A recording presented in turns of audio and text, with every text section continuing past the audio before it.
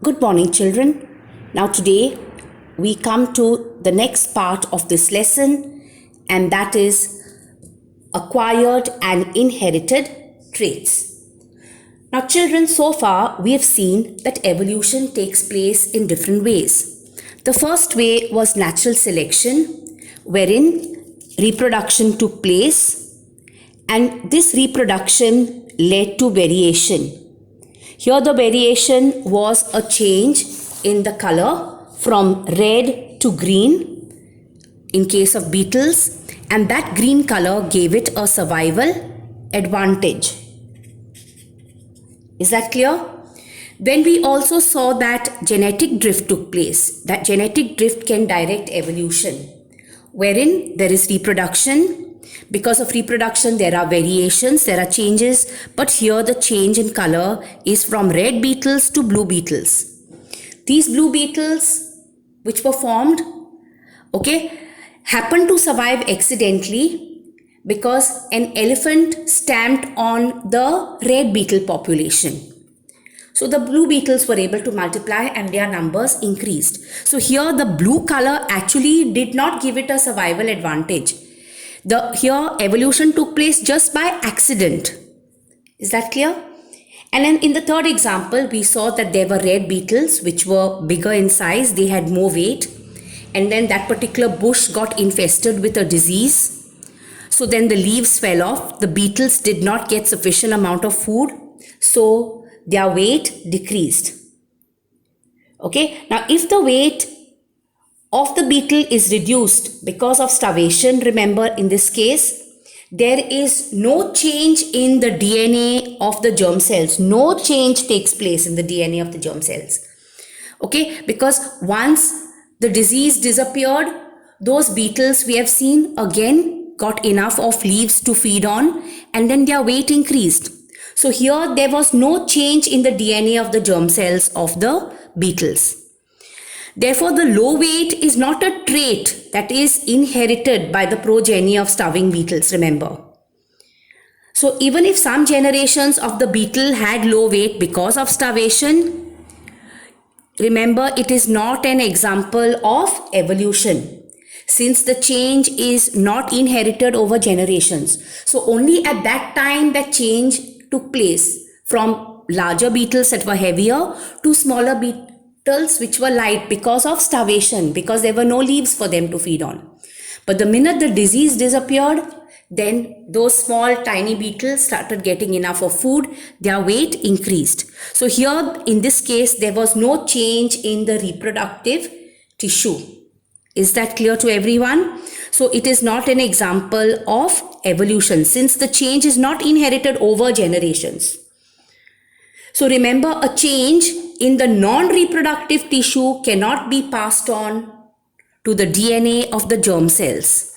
So remember, for a change to take place, there should be, for evolution to take place, there should be a change in the DNA of the germ cells. In this case, where the weight of the beetles changed from heavy beetles to light beetles, there was no change in the DNA of the germ cells. So for evolution to take place, there should be a change in the DNA of the germ cells, because we know that during sexual reproduction, the male gamete and the female gamete both fuse together to form the zygote. So this zygote will receive characters from the male gamete and the female gamete.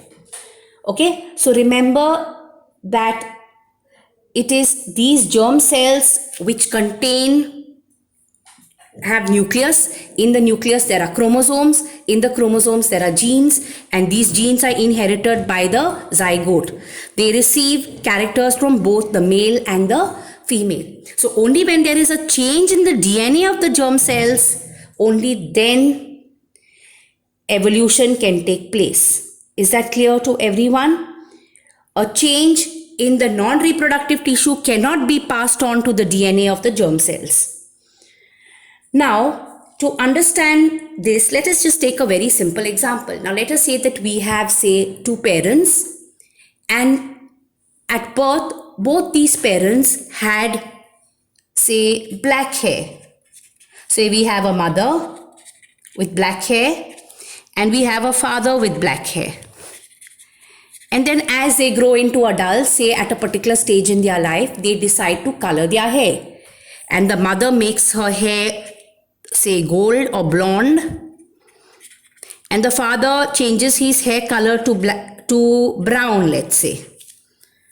Now, when reproduction takes place, it is seen that this zygote, the baby rather, will not have blonde or brown hair, because here there is a change, but this change is not a change in the DNA of the germ cells. Is that clear? So this zygote, this baby, will have black hair just like the parents. Is that clear to all of you? Unless there was some hidden trait, some recessive trait of hair color which is inherited by from both the parents by the baby. So remember that the experiences which an individual goes through during the lifetime cannot be passed on to its progeny. So if you look at mice, for example, mice normally have a tail. But suppose we take a male mouse and a female mouse, and then we cut off their tail, and then they are allowed to reproduce. The young one will not be a mouse without a tail, but the young one will have a tail. So remember that only when there is a change in the DNA of the germ cells, only then those traits can be passed on. They can be inherited over the generation. So remember, a change in the non-reproductive tissue cannot be passed on to the DNA of the germ cells. So only when there is a change in the DNA of the germ cells, only then it can be passed on. Now we come to the next part of the lesson, and that is speciation. Now what is speciation? Now speciation is nothing but a process of forming two independent species from a single original species. So here there is one species. So when from this one species two new species are formed, it is called speciation. So this one species is undergoing variations, and then two new species are formed, this one and another species. Is that clear to all of you? So remember that speciation is a process of forming two independent species from a single original species. These two independent species which are formed cannot reproduce with each other. That means within these species, the males and the females can reproduce. Within these species, the males and the females can reproduce. But the male of this species cannot reproduce with the female of this species. So these are two independent species. So we'll call them species 1 and species 2. So within species 1, the males of species 1 can mate with the females of species 1 and form offspring. But the males of species 1 or the female of species 1 cannot mate with the male or the female of species 2, remember. So speciation is a process of forming two independent species from a single species. And these two independent species which are formed cannot reproduce with each other. Now we all know that this process of evolution, this process of slow gradual change which takes place over generations, it's a biological inheritance. It takes place through genes, finally results in the formation of new species. Now I'll just give you a very simple example to understand.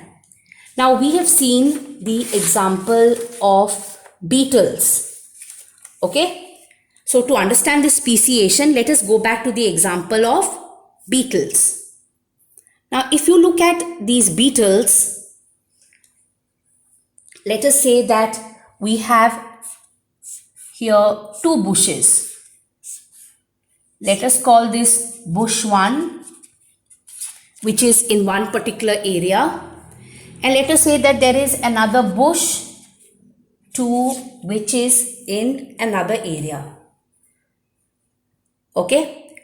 Now let us say that on bush 1 there are beetles, and the beetles are green as well as non-green. So let's say that on bush 1 there are red beetles, there may be green beetles, okay, there may be blue beetles also along with this.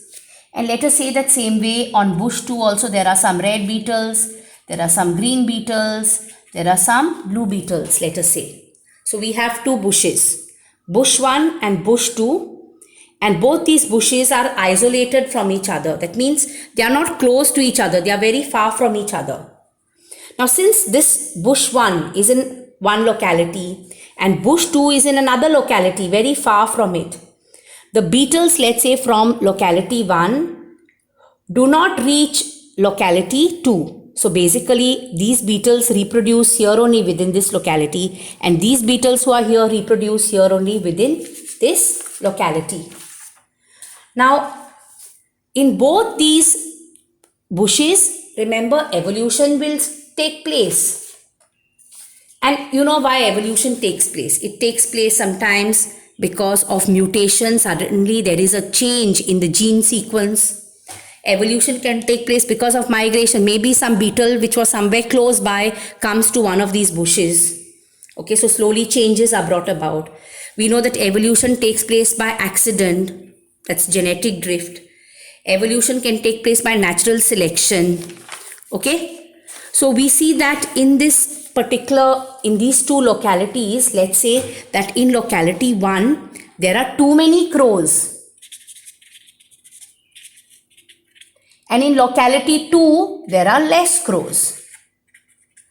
So what happens, since locality 1 has many crows, those crows will be able to see the red beetles and the blue beetles very easily and will eat them, and the green beetles will be able to blend well with the surroundings and will be able to save themselves.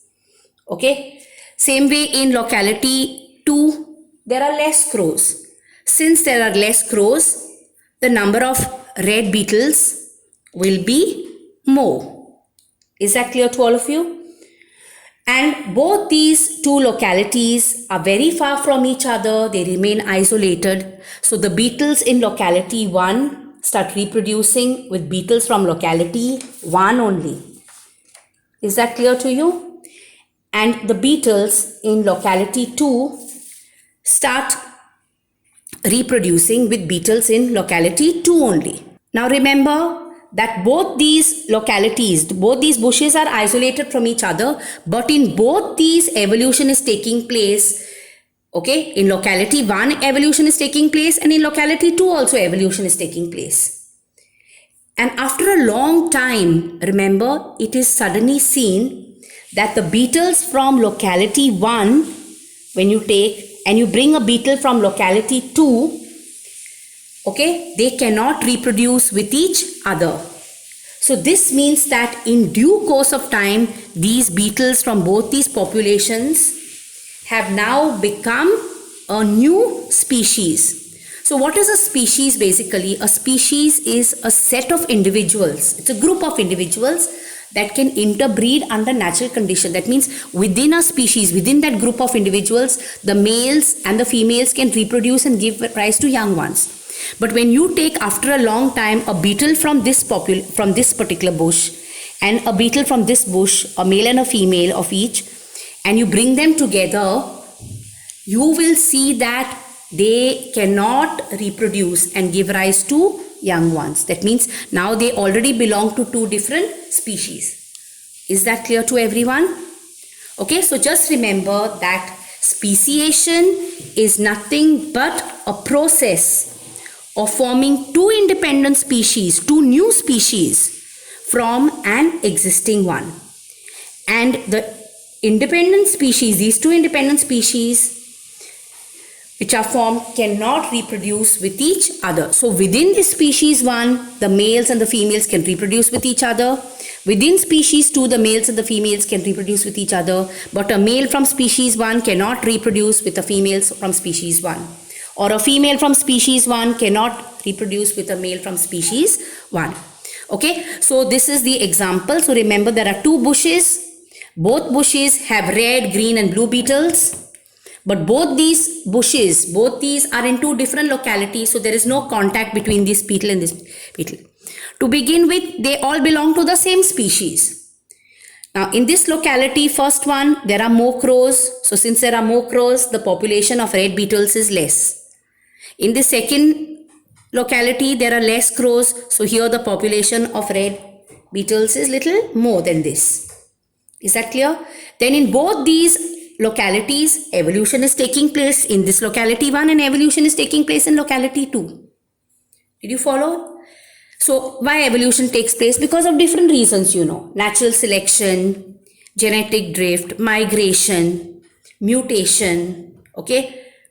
So there are changes taking place in both evolution. So as these changes go on taking place, after some time, if you take one beetle from this population, a male, and if you take a female from this population, you will find that they cannot reproduce with each other. That means they have formed two different species.